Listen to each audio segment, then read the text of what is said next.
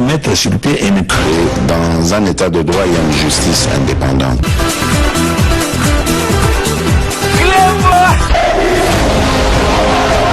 Ce n'est pas pour rien qu'il faut des causes.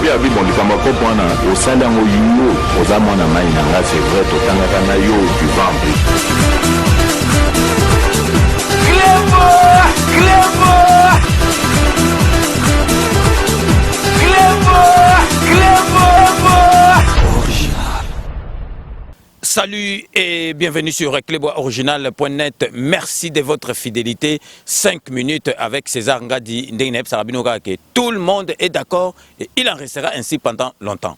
5 minutes à l'élo, Nazali Kolak-Sabino, extrait moko oyo mama kalanga awiti ko sala relatif ya makambu oyo toiti ko vivre ya ngoi kasanji na mwana na ye oya mwasi oya koma mwasi na ye parce que mama na ye akima likolo ya ye abimaka na papa na ye. Donc mwana mwasi wana bomonika makambo yuti ko kwela bango olie papa ye moka loba mwana mwasi aza ko loba neti donc azo ko représenter esika mama na ye azali donc mwana mwasi abimaka na papa na ye mais esilité parce que bokoyoka mama kalanga asali ba révélation moko ya kafu parce que mwana mwasi na botala kaka mwana mwasi abima na papa na ye or asala kaka wana te asala subo soni moko ya kosakana te tina niveau ya Belgique. Donc mama kalanga asasi mwana mwasi wana na kosakana te na ye moko ngoi kasanji ba sasi bango mama kalanga alobi tina chiluba bato babi chiluba bako comprendre o mama kalanga sali parce que tisuko atabino moko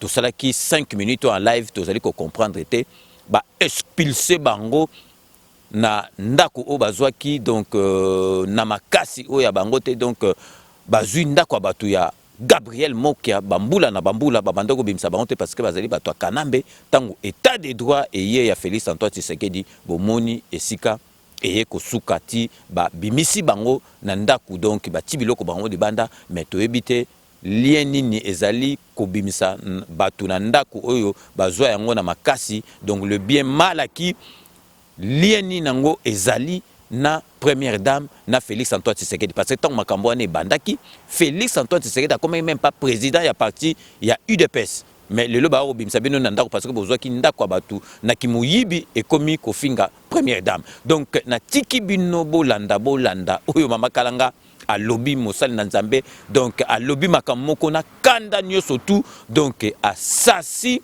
donc mwana mwasi wana bimisi ba vérité na ye ba makambuni ya mabe nyoso to banda ko sala avant oyo kuto abima na papa na ye donc a zongisi pe goika sanji wana na nzela a lobby ne même na chiluba et sika ya wita na makambo to sala. Donc restez connectés sur Clebois Original, suivez mama kalanga na vidéo vraiment nakanisi bino nyo surtout boko sepela yango parce que mama kalanga boyebike a seplisaka abatu.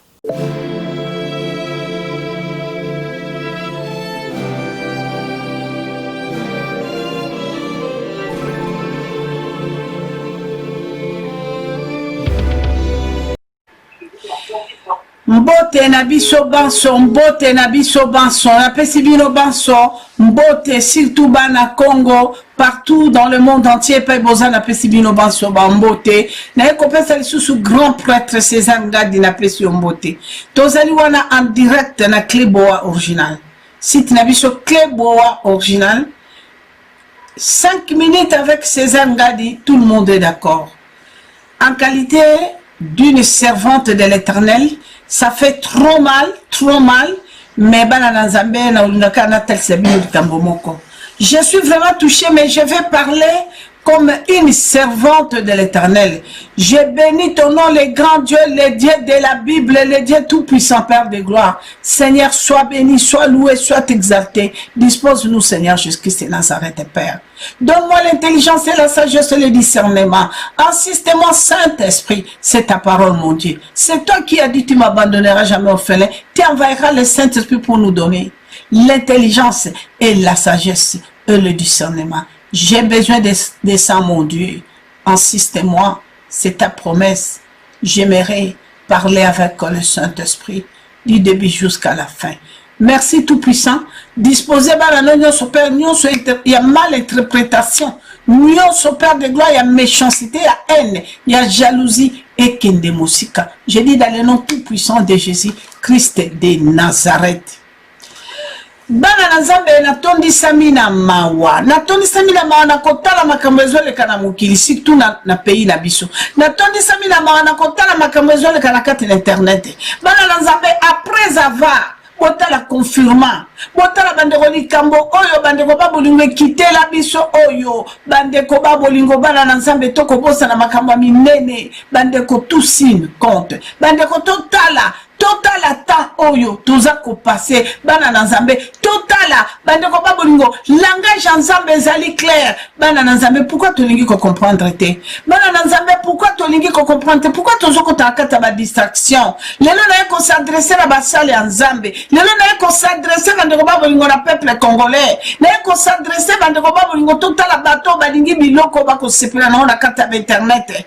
Bana na Nzambe soki batiki moto mutakala boko sepera kotala mutakala nzoka ndebo evite ke tango tali mutakala na moto olokami bandeko babolingo tango bako finga moto na kati na internet moto babengi mama moto babengi yaya moto babengi papa yoko seka olobi vraiment nazala ba stress esengeli na tala moto na kanenga kusika na sepela esengeli na tala mitakala onde bako la kisana sepela yali mawa mingi bandeko babolingo botala mboka na biso ndenge za kokufa bandeko babolingo peuple congolais lobi bobenga maki ba peuple zaïrois bolobaki mobutu akinde botumbi botia na seke bokundi ye bolobi pasi eleki tozwa liberté tozwa vraiment délivrance tobetaki maboko mais totala depuis mobutu akufitile lorsque tozwi délivrance ezala na physique ezala na spirituel je dis non bandeko babolingo tem na un message oyo nazo tuna bino bandeko babolingo est-ce que le diable peut bénir bana na Nzambe zabolo est-ce que akoki ko pambola bandeko bamona place ni mutazo seme mabe e bota malamu ko seme mabe eza les grands secrets à zabolo parce que zabolo tali boso na bana na bato tout ce qui brille alobi yaka ce qui pesinga na gauche na ko pesa so pesinga na droite plutôt na ko peso na gauche bana na Nzambe totala makamala mokili ndenge zo leka ce n'est pas parce que na linga ka mutu wana te bandeko babolingo to sepela na pasi ya moto parce que ezali bandeko biso bana na Congo esengeli to telema monguna na biso azali kaka se moko monguna azali moto alingi bolamu na yo te Nzambe alobaki résister au diable azali nen diable azali souffrance na yo diable azali malheur na yo diable le diable ne peut pas bénir bandeko babolingo ezala na physique ezala na spirituel tozo kimela ka zabolo ndoki mais non bien même ndoki azali oyo azali boso na yo ndoki na ko ozala mo continuer ya mboka ndoki na ko ki ozala tata na ko ozala mama na yo ndoki na ko ozala perio olo baka toujours azali perio ezo pesa ngama bandeko babolingo kotala lelo bato ba osala ba crime ya grave ba obetela bango maboko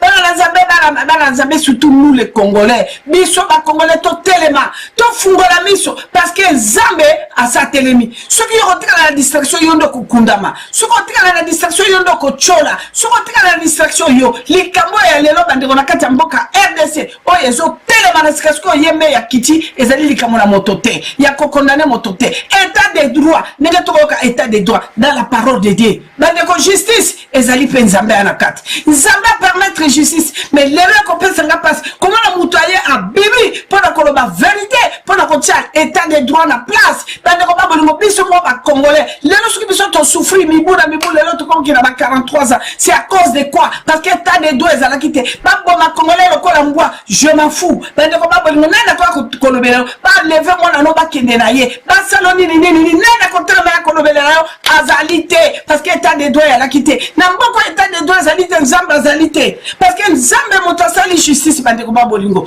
ata bo mona to ko kende na guerre tozo kende na guerre pour la kobundisa banguna ezali Nzambe bandeko babolingo bitumba ya guerre ezali Nzambe bandeko babolingo na kanisi bokolanda ngai makambo nyonso tu bandeko babolingo oyo eza kosalema na kati na mokili na tango nango puisque Nzambe atikaka zabolo na tango molai alobi sala Nzambe afandwa bomoni ni Nzambe endurcir Pharaon na zonga kuna te po boyebi lisolo wana endurcir Pharaon alobi nyoko na bana nanga mais na kolakiso ke nazali Nzambe c'est ça notre problème lelo bandeko babolingo zabolo nyonso na système nyonso azozala ndurcir azokenda ndurcir azochola na système nyonso bandeko babolungu na système social na système physique na système nini bandeko na armée na justice na wapi misère nyonso ya bana Congo oyo nyonso ayebaki aza zabola telemaki yango bandeko babolingo. Ce n'est pas le problème, il y a voilà, et cause à la président Fachi, voilà, et cause à la bataille constitutionnelle, voilà, va procurer.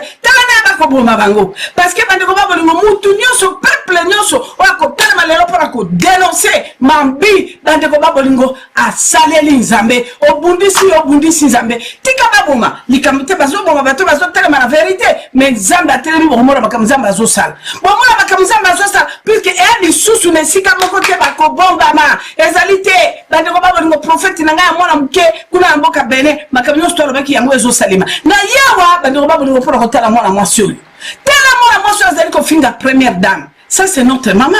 Mais on va pour nous na te sabino di kambomoko.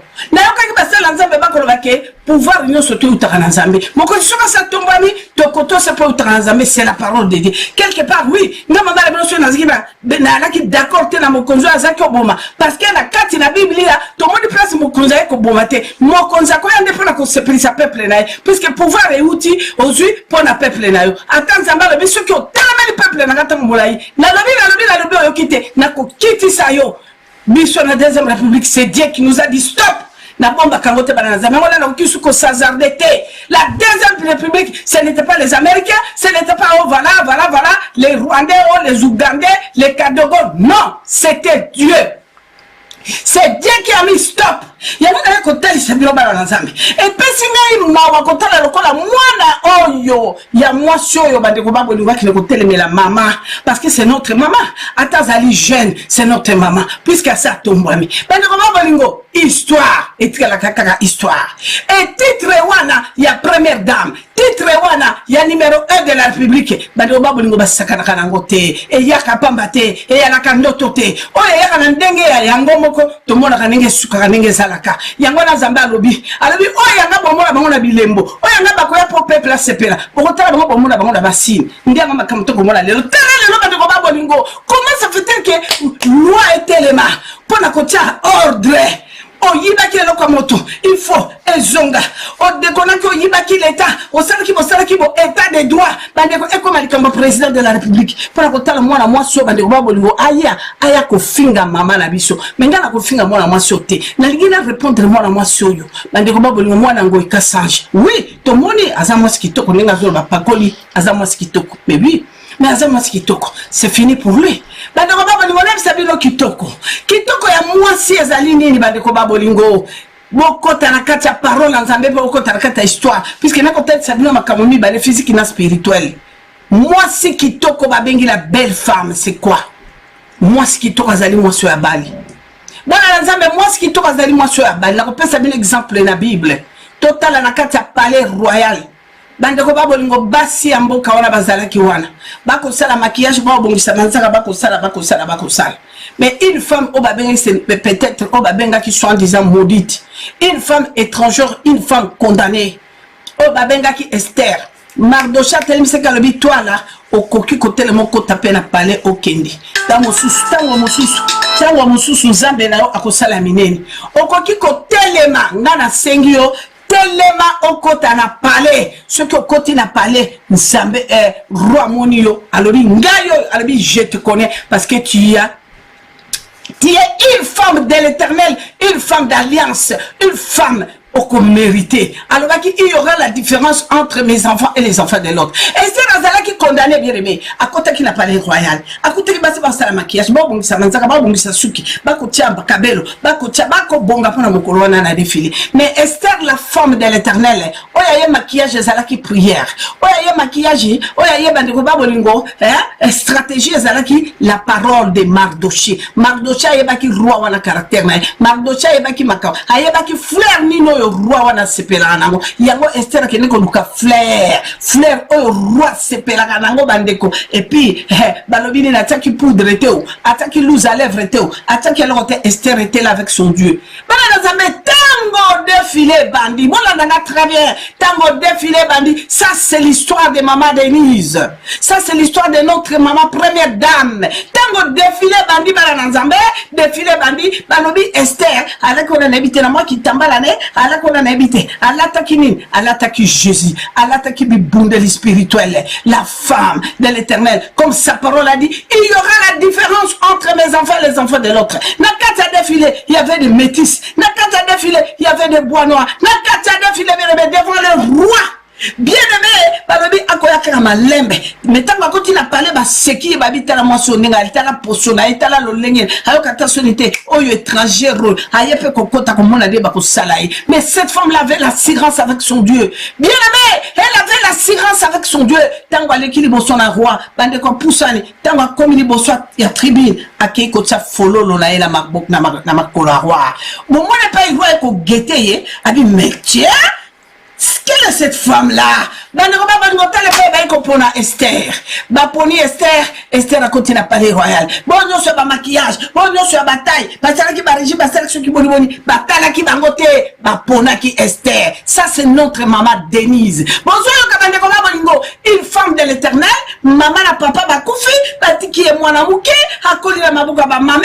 Hakoli le loko wana. Bate ko babolingo. Na onction. Abebi sakin zoto na été. Bate ko babolingo. Bible la biso na kati na mukanda na zambeni na kati na mukanda na Levitique bande ko babo ngobotala na mwana mwasi oyo afingi la première dame bande ko babo lingo Bible no bini na chaque toi tu kubalu babalu balobini est-ce que mwana wa bakash badi mwa kumubulu la Bible kunita twende kumubanda muchabyana bana betwa yanganda munai balu wa ya na kati ya Bible balobi yango tato aboti yo afungola tandayo lobelo atando sala meyo za moto amombondo ya libela vino mobimba bande babolingo alobi yakoba la président kala mingi te c'est très bien mais je ne pense pas na mombondo ya malédiction inceste depuis quand to mona ki bande ko babolingo mwana mwasi Rita sala ki inceste te yo mutamona ki mutakala na koko na été ce sont ses parents bango to bakena ko tala mutakala mais tango baboti balobi malédiction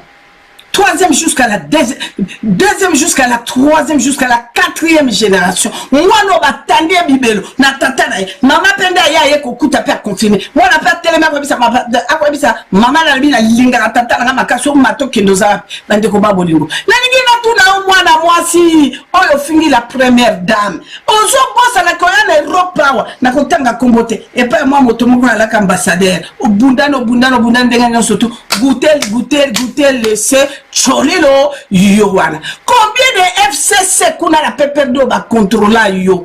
Na moni na FCC ba tata mususu basi na bango ba kufi bo ba contrôla yo ba guta yo. Nana ngo adoptata yo azwa yo acha wata deuxième bureau. Nada. Et ça passe mingi. Ngana koyebisa yo bo moika sanju teleja. Njumuna kabilu bani kwambila. Havu ni bwalu ni elezer mvumu kutumina mukeji. Moika sanju ni mukenisha baluba. Moika sanji le lubalu babadi bakenga le lumiba wafu le lubalu babakandi bendesha moto nu babikeleni nimbanga ni mene rwanu tunubikila moika sanji sudi mukensha balu babikole byarikema wo moika sanji sudi mutrahir bikole wako ngata jamadi mwana wabenda mko ata jamadi ya dinene wewe kupesha kabila mkulumpa uvumufa bwana bakumanya bakumona bakujalika wewe ki wako ngata jamadi wakupesha mwana balu babe president bakoma president bakuma ile jamadi ya bendi siwe bilikaka mo kasa jamadi ya bendi wao mbikite udi chef udi mula wasani Mobutu mupiye Dios kera kakwe na franga les shala so alata diamant wana balu mwakufa. Je ne sais pas, je me rappelle plus s'il était décédé, je ne sais pas, mais Moïka Sanji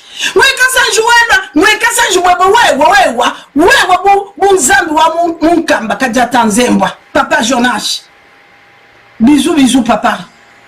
Que le Seigneur vous donne encore longue vie, Papa Jonas. On prie pour vous. Vous ne mourrez pas, Papa Jonas. Moïka Sanji, on dit Etienne, tu sais que nous avons personne. Udi kumulisha misuli yosu wewe udi mukenge chabaluba ngoika sana utumaka bidu mwane zubwa ufumani zubweba nenu nufumani nenu somba na kwato nenu nyenga bantu bitu nenu ngata ngoika sana ufumani bejani peperde udi eternité ngoika sana koka mwane bwana kajimachi ngoika sana tangila bipo ngoika sana udi mumanya mimi kalanga mwana za udi mumanya bipa udi mumanya batatu kankwende bital mezolu kusa tukariba janebe mvuluka bimtayila bimjumkumanya wewe moikasa judingani sans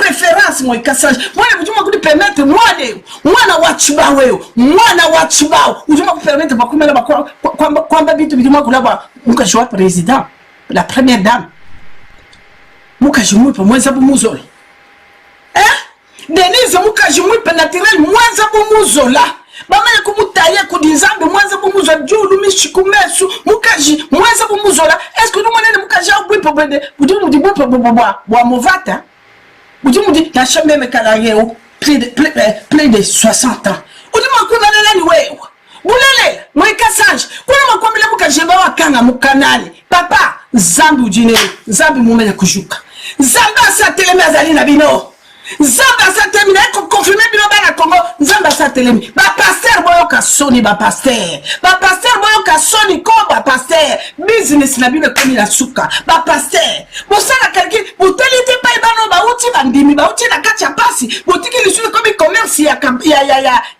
masque ya kokangazolo commerce ya solo ba pasteur boko nyoko la peuple ti wapi ba pasteur bo détruire mboka wana ba pasteur lelo suki to komona pasteur to mona kati ya mboka biso to komi likolo na bino ba pasteur oyo zila bomona boso bona nzambe ndenge zo confondre bino ba pasteur to komi l'état des droits eloko koloba ezali te nzambe mutapelele te makambo nyonso esalama nana mingi akoloba te na pesika merci na Cléboa na pesi merci na grand prêtre César Ngadi ko permettre sunga mama nona na passer message oyo na lobilo we mwana wangu 400 ni komeleni bwikila mukakana keba ubwikila mukakana barkwena mwe kokula di we uji mwena mombondo mwena malédiction tete bwa kakangula bibelu bie kubanda muchadi che mamwe be kulo kumona no kulo ngana vitu ko ba mana monde entier mamwe bu déclarer we uji mwana ka juma kulo komana ni mukaji wa nzambe mukaji mulaba manyi mukaji wa jibaka mu Denise. Mais c'est malheureux hein. Vraiment que le Seigneur vous bénisse tous. Bokoka na kosenga bino mwa bolimbisi soki nazalaki mpe na taux élevé nazalaki mpe na mwa colère parce que kotala bana lolengo oyo zabola za lati bango vina bango c'est bebisami batata na bango baloki bango likola ba pouvoir est-ce que batolokola batata lolenge wana ata comme président de la République boba ko kamata bana na bango ko sacrifier pour la pouvoir service ni ba rendre peuple. Merci, que le Seigneur vous bénisse. Jésus-Christ, Seigneur, merci, que le Seigneur vous bénisse tous. Bino ba sobo landanga nzamba pambola bino de partout. Bipa inyo sobo zali, que Dieu soit béni. Bye bye. Grand prêtre César Ngadi, toujours. Nakolobaka que tout le monde est d'accord pour ça la choix kitoko. Nzambe ayebi. Chaque chose a son temps. Molo, bye bye.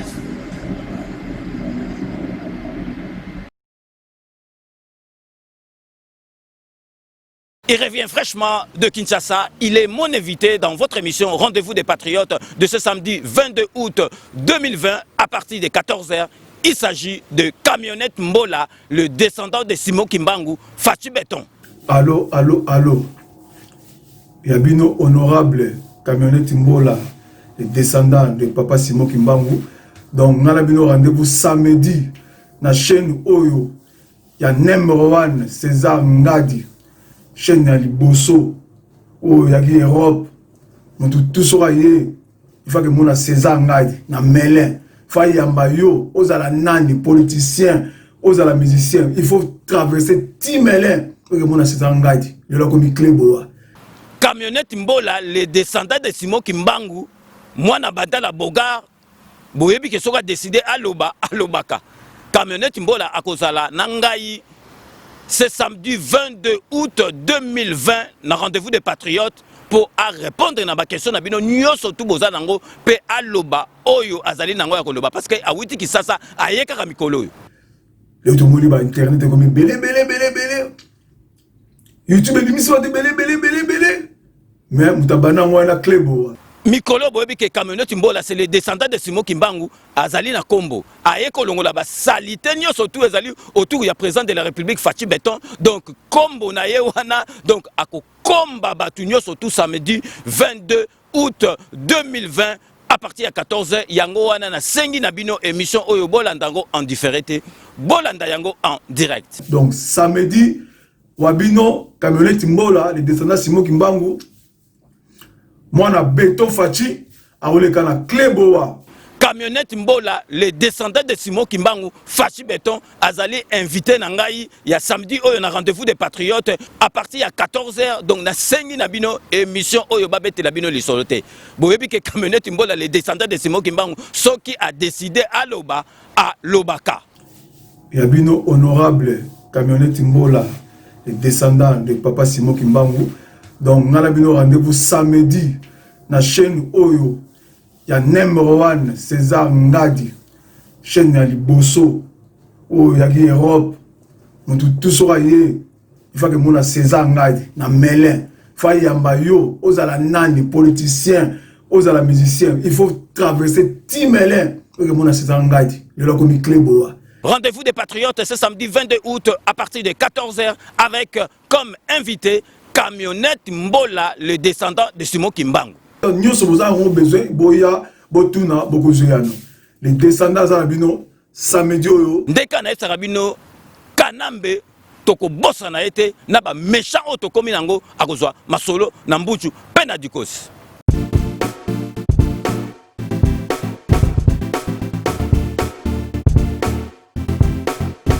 On doit mettre sur pied et Dans un état de droit, il y a une justice indépendante.